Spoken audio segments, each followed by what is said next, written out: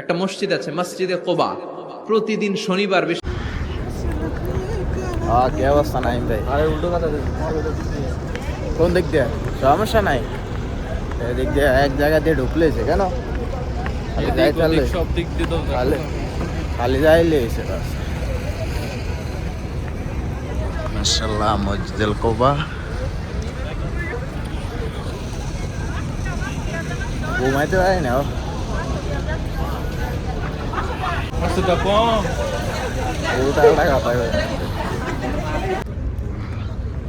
গরম লাগে না ঠান্ডা আছে? তুমি এখানে ঠান্ডা লাগে আসলে এরকমই। सुबह में बहुत कुआशा था, मालूम है? कुआशा। হ্যাঁ আরে ভিতরে ঠান্ডা লাগছিল আমার।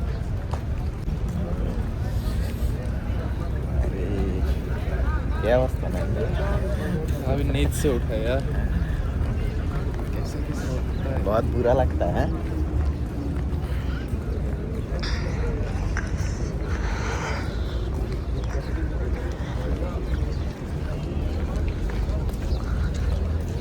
खमसा शीरन दिएगा। हाँ हाँ ज़्यादा टाइम नहीं, हाँ भाई, खमसा शीरन दिएगा बस। जल्दी जल्दी जल्दी वजू बनाना है, नमाज पढ़ना है। अरे मालिक टाइम नहीं ज़्यादा, जल्दी करो। वो जो मुमकिन उधर है नीचे है, चलो नीचे।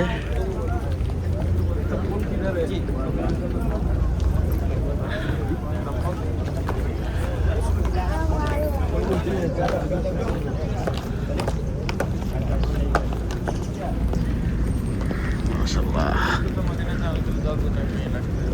मदीने में तो उधर क्या मस्जिद नबवी में हाँ 15 मिनट लगेगा, 20 मिनट लगेगा। हाँ इधर से तो पास में, ज़्यादा दूर नहीं भाई, मालूम है माशाल्लाह।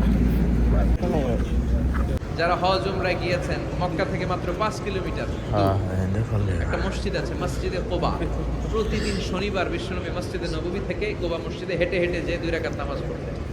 কেউ যদি অজু করে, ঘর থেকে অজু করে যে কোবার মসজিদে নামাজ পড়ে, তার আমল নামে আল্লাহ একটা কবুল উমরা হজের সওয়াব দিয়ে দিবে।